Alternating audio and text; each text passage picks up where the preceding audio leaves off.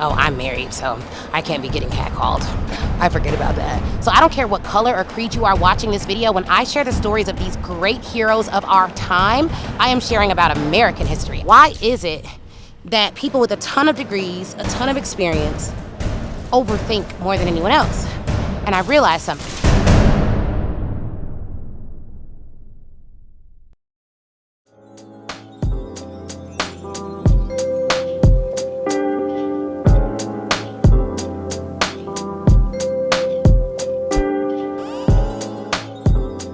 Is if we get, like, we've never had 5,000 leads. That's number one. So when we got this many leads, I knew that with those leads, I can always run a warm webinar campaign and sell the same thing to those leads, and I can make like all that money back. And the warm webinar campaign cost me like $1,000, $2,000. So that was my thought process. But you're right. If I was at home and I had more time, but I am still on tour, but I also don't want to like lose the momentum of this new offer.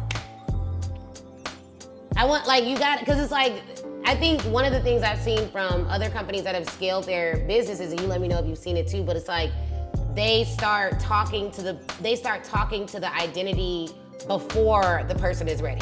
So instead of being like, oh, you know, you're an expert, you already have a business, which is that's where we start now. But I think as it grows, like once we get these 2,500 people in our program, then we'll have to talk to the person like, you're right now working all day as an ER doctor. You don't have a business. You've never thought about it because of da-da-da-da, but you should. And then I think our next market expansion is 6-figure corporate executives that want to start their own business. Like that's another great market because they're financially capable, they're intellectually capable, they just need to know that it'll work and they can start it while they're working their main job. All right, sounds good, thank you. All right, you have a good one. All right, you too, bye-bye. All right, take care.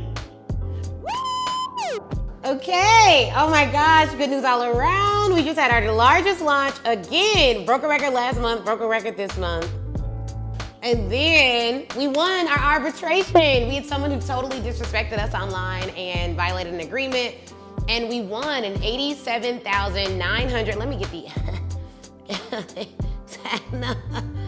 it's like, okay, don't play with the kid.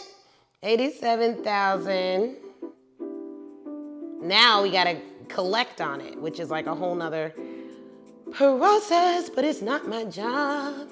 $87,938.94 was the arbitration award we won against a bad actor, former client that decided to violate our agreements, drag our name through the streets. Ultimately, in the legal world, we would call that playing in your face. And it did not work out well. This is why silly games, you win silly prizes. And I just really think that people should, I never just sue people. I always wanna have a conversation. Because if it gets to that point, I'm gonna give you a chance to get it right. I'm not just gonna be like, I mean, I typically, I can't say I always, but like I typically try to have a conversation. Everything does not warrant a conversation. I cannot waste my time, but there are some things that do. And if you're a high level client of mine, I'm not never ruining the relationship without a conversation. It's just not my style. Now, that said, there are some people that will do something that is so ridiculous that I'm like, oh, we're gonna terminate this relationship. We're gonna go our separate ways, but it's no bad blood. Like, I wish you peace, love, and happiness. But in this instance, baby, use my name in these streets. You better be using it correctly because it is a registered trademark. I do take my brand seriously. And I feel like because most people just let people, like most people are lying about who they say they are. They're like, oh yeah, I would do this, but they would never do anything. I'm not that type. You know what I mean? Like, I'm not that girl. Like, if I say, this is what's gonna happen, that is what's going to happen. And I feel like we're so used to people lying about who they say they are that when you meet someone who is not lying about their experience, they're not lying about what they do, they're not lying about how they run their ship, and it's a tight ship, you're confused. But like, if we would just all be reasonable people, we wouldn't even need the legal system. The legal system is because people will not be reasonable. Of course, there's a lot of injustice in the system, but every now and then they get it right. Not always, but every now and then.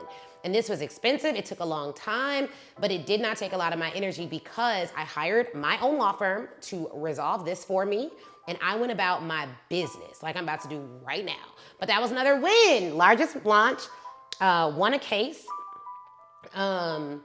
Yeah, like, What? I'm speaking this month 3 times, Black Christian Influencer Conference, TSP Conference. I'm going to 2 formal galas. I'm getting a dress made. I need to talk to her about the dress. I'm on tour. I have Houston, Texas, and Atlanta this month. I'm doing another launch. I don't know how I'm gonna do it all, but I know that I'm going to get it all done. And yeah, all good. Yeah, y'all, it's lit. 2026 is our year, or 2025, whatever year we're in. Oh, okay, so now I need to make my content plan, so I'm about to go make content, and I'm late. So let me see. Our mastermind has an AI tool.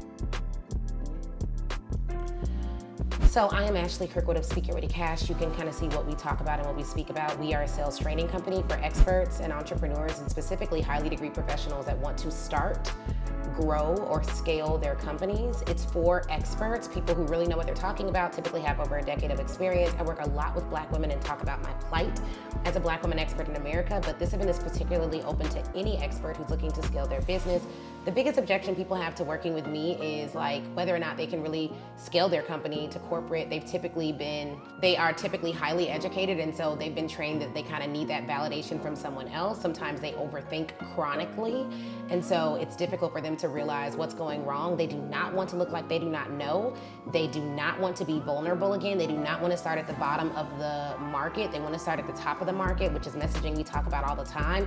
They have a lot of degrees. They are seen as successful by everyone else, but silently they wish they were doing more. Silently they wish they had more impact, more income, and they can't even tell anyone about it because to their circle, they are sometimes the most successful people in their circle. Oftentimes they are first generation to go to college. Oftentimes they are first generation to go to college, and if not first generation to go to college, they're first generation to get the advanced degrees that they have. I also want to add in some marriage content about why at our event we let you bring your spouse. A part of it is we like to keep the family unit together. We believe that one of the most powerful wealth building tools is being married. I work with my husband, Chris. My business did not make $1 million until my husband joined. And I think that's for a lot of reasons. One being that alignment is everything. When you are joined to someone and you agree to say I do to them, and then you start a business, you can't just leave your spouse, right? You need to work with your spouse. My tone is straight shooter, deep strategist, and storyteller. So I want this content to really hit their heart. I want you to prompt me to ask, to tell stories and share experiences that people can immediately use and relate to. I really like to speak to the heart of my audience, and so I need you to prompt me with questions that will allow me to do that. Okay, so I got my content. All right, time to get to work. Sean, I'm gonna change and then we can take the golf cart to the country club.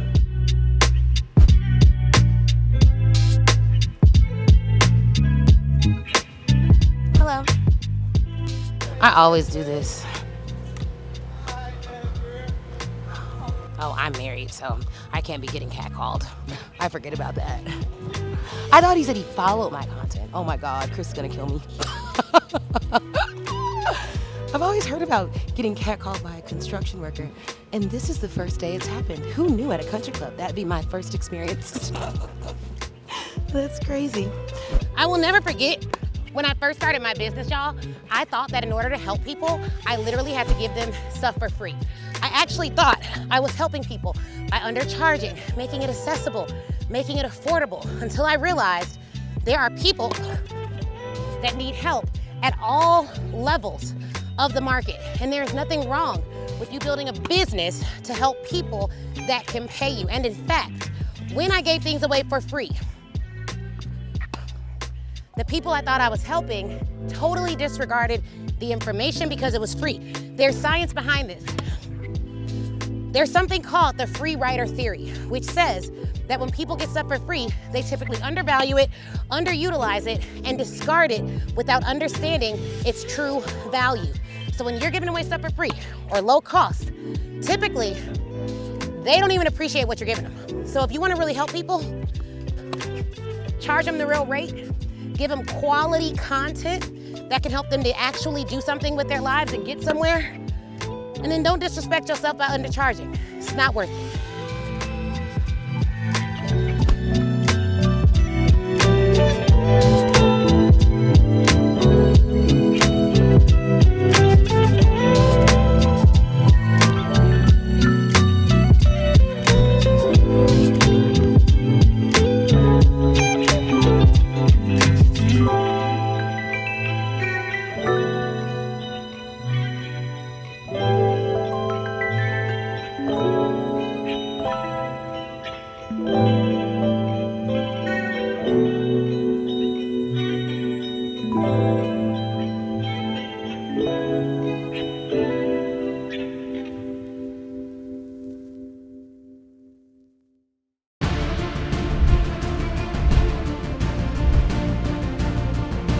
everything you sell, you need a vehicle. Sales calls. Challenge. Our event is a vehicle. It's one way you can sell an offer. You're marketing not just for sales, you're also marketing for data. In your portal, it shows you how to have a brand guide. What brand guides do is it ensures that no matter who designs your stuff, it looks the same. I help y'all land 5- and 6-figure contracts, but there comes a point in your business where you are the one giving 5- and 6-figure contracts. You cannot afford not to come to this event. You are missing out. There is so much energy at a place like this. Everything has been epic. I've never been to a training where I've been engaged in literally every session. This mastermind has truly changed my life. My mindset has shifted. It has allowed my business to grow tremendously. 6-figure speaking contracts. Get in the room. This is unlike any conference that I've ever experienced, and I am a conference junkie, information junkie. I've been to all the things, but I have never been to an event like this. If you make it from a certain spot, go back higher. Go back further, shoot it again. And if you make it from that spot, then you realize, hold on, this may be too low of a rim. The hardest thing to be in life is yourself. Why? It's because it's the noise. Too many of us are believing what other people are saying about who we should or should not be.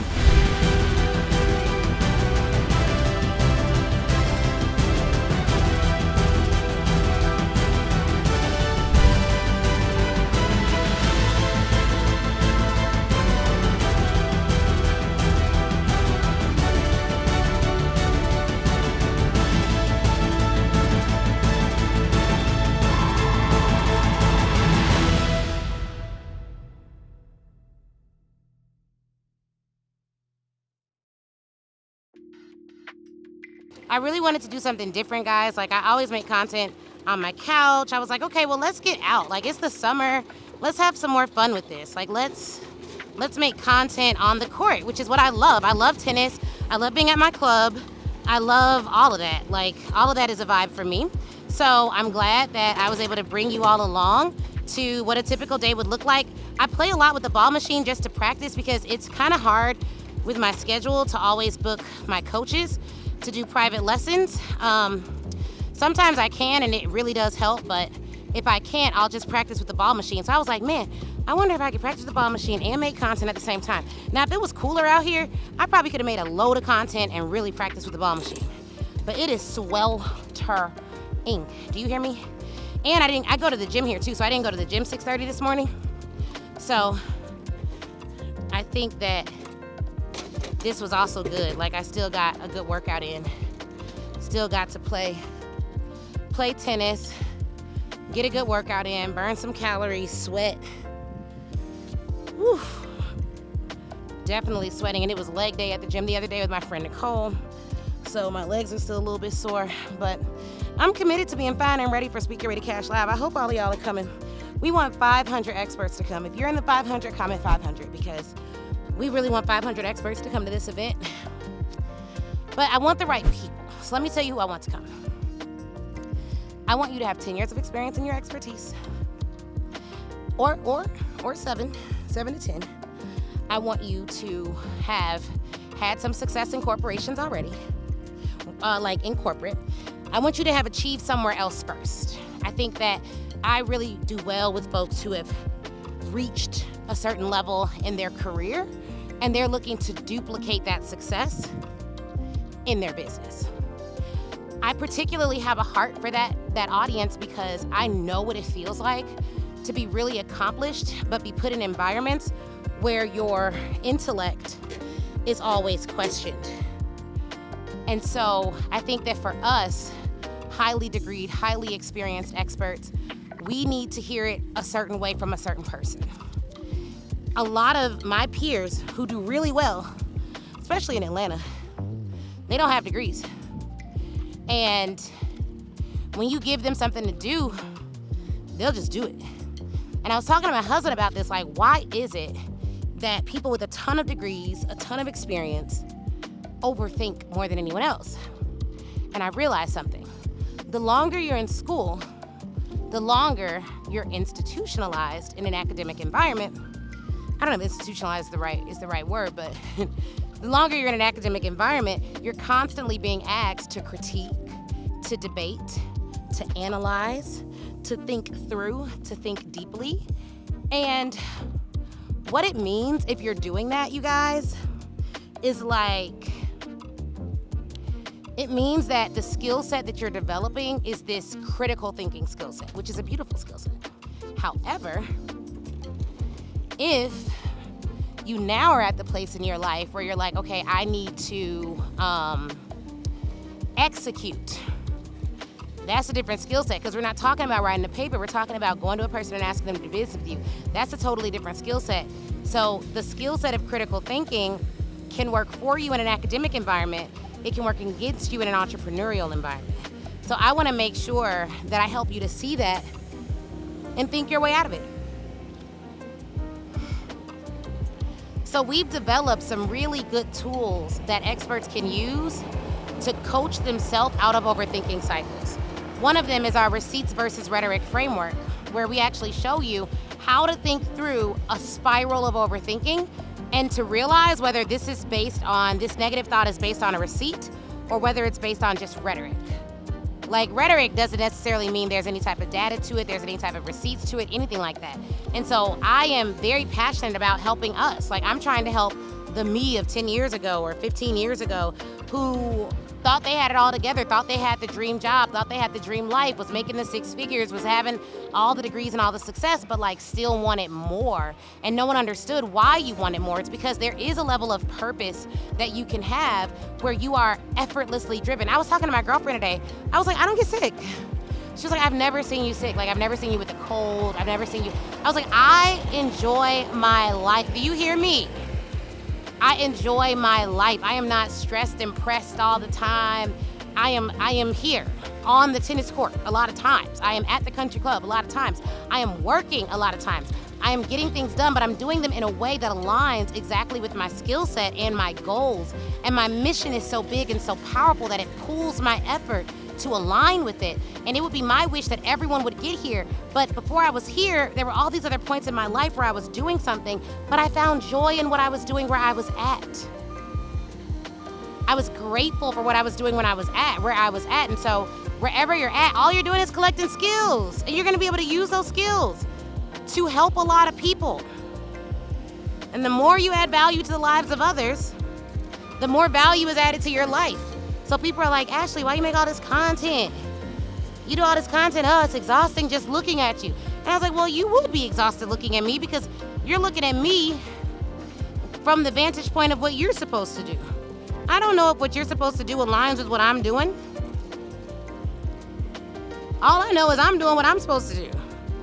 Now, there are some basic business principles that everyone should be doing. Everyone should be nurturing their audience, adding value to the world. If you're a service provider, you need to be proving your expertise. One way to do that is through content, video. Another way to do that is through content, written. Another way to do that is through speaking at various events and using it as a marketing tool. Another way to do that is by writing for different news publications. You can choose whatever avenue works for you at whatever scale you have to do it. But if you, like what I did for our first 6 figures, I just did 1 post a day. Now that I have a team, I've been able to like scale that up. But now, when I started, y'all, it wasn't as many tools as we all have access to. So we didn't have tools that were like, oh, you could automatically make reels. Do you all know the tool that we use, Opus Clips? Like it automatically takes my YouTube videos and makes reels without me doing anything. All I do is upload the YouTube video and it automatically makes reels. We didn't have that. I can now have someone take it from, overseas and they download them all and they just schedule them all for the next month, 3 reels a day. Yeah, the technological advances are crazy. You could do more with less of a team. And people are still making the excuse of like, well, I don't have a big team. I built up to like probably $500,000 with me and a VA.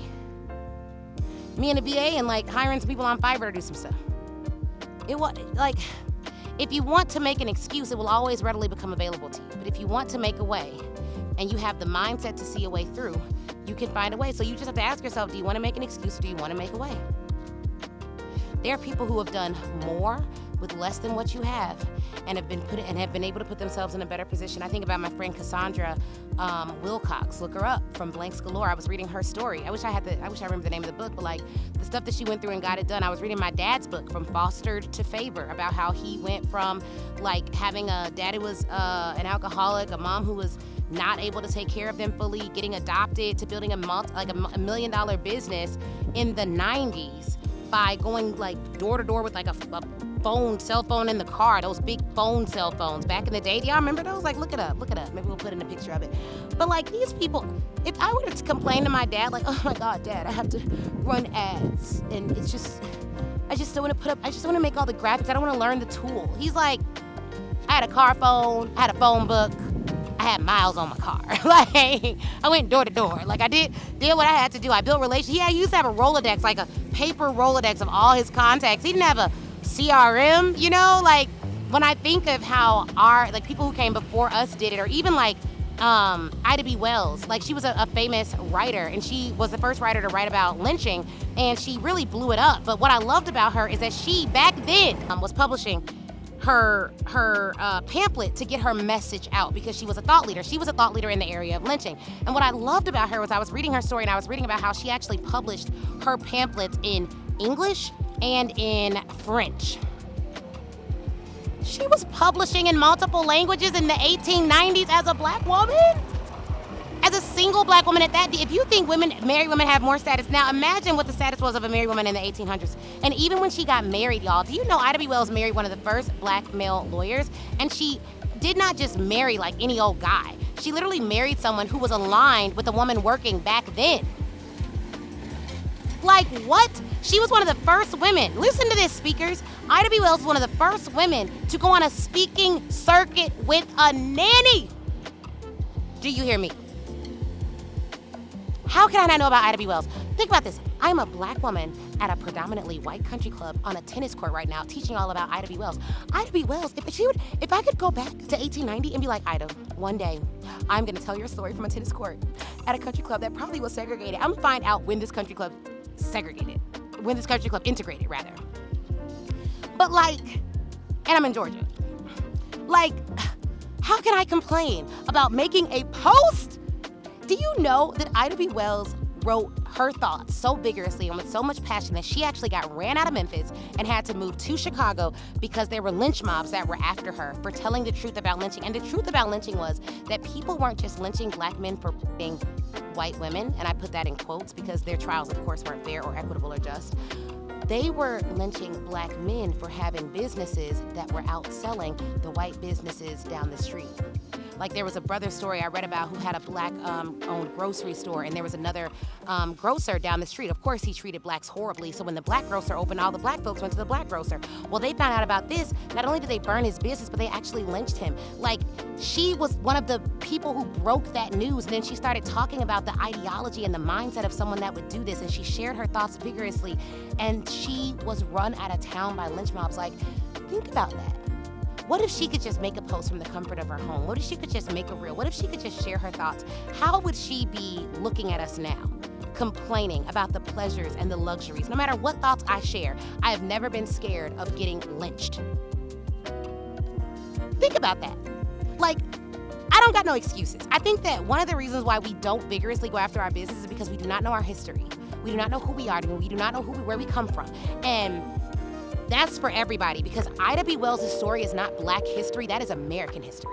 So I don't care what color or creed you are watching this video, when I share the stories of these great heroes of our time, I am sharing about American history. I am sharing about this country's history. I'm sharing about some of our greatest heroes. And if you know that and you are a woman, I don't care what color you are, you should not be scared to post. And if you are, you need to learn more about where you come from. You need to learn about the women who came before you, the men who came before you, the people who came before you. And then you need to look at yourself in the mirror and you need to say, it is easier for you, sis. It is easier for you, bro. Get after it, okay? Like, that's how I look at it. People be like, how do you deal with moments when you're not motivated? And I'm just like, I be looking up in the sky trying to find a moment. Like, there aren't many moments I'm not motivated. I don't know. I don't know. I know that I have moments where I feel defeated by a particular thing, and in those moments what I do is I have my action SOS plan, and I've made videos on that, but I don't consistently feel demotivated because I understand my why. And I understand what I'm supposed to do. And so I think that for people who struggle with that, they're like, well, how do I find my purpose? You get purposeful about the work that is before you.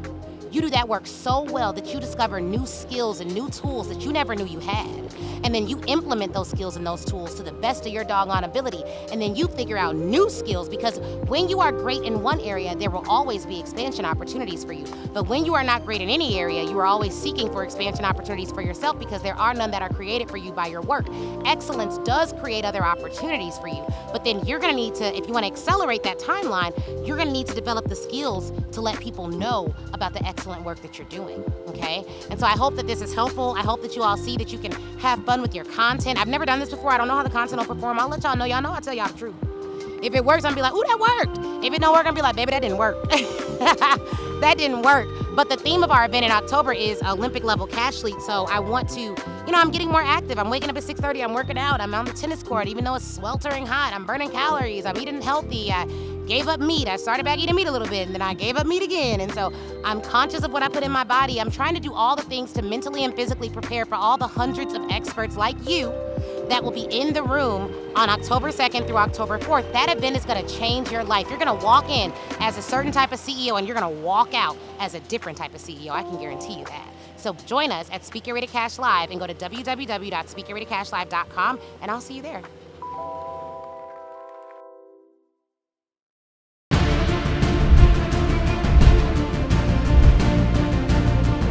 For everything you sell, you need a vehicle. Sales calls. Challenge. Our event is a vehicle. It's one way you can sell an offer. You're marketing not just for sales, you're also marketing for data. In your portal, it shows you how to have a brand guide. What brand guides do is it ensures that no matter who designs your stuff, it looks the same. I help y'all land 5- and 6-figure contracts, but there comes a point in your business where you are the one giving 5- and 6-figure contracts. You cannot afford not to come to this event. You are missing out. There is so much energy at a place like this. Everything has been epic. I've never been to a training where I've been engaged in literally every session. This mastermind has truly changed my life. My mindset has shifted. It has allowed my business to grow tremendously. 6-figure speaking contracts. Get in the room. This is unlike any conference that I've ever experienced, and I am a conference junkie, information junkie. I've been to all the things, but I have never been to an event like this. If you make it from a certain spot, go back higher, go back further, shoot it again. And if you make it from that spot, then you realize, hold on, this may be too low of a rim. The hardest thing to be in life is yourself. Why? It's because it's the noise. Too many of us are believing what other people are saying about who we should or should not be.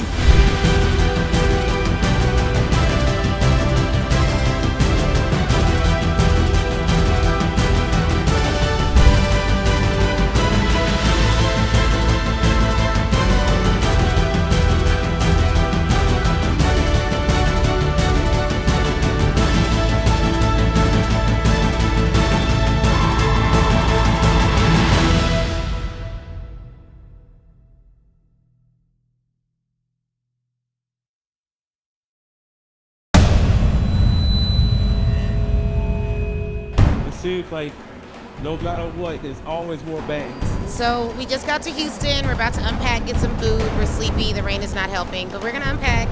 Chris and Sean are going to go and set up the venue. We get so nervous. Like, I've done so many events. I think that's why I'm so chill, because I'm just like, this is what I do. What's up, Houston?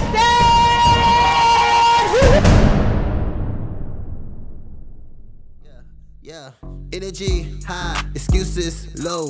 Energy high, excuses low. Energy high, excuses low. Energy high, excuses low. I need energy, need only good people that's around me. All the faith you can give, that's the recipe.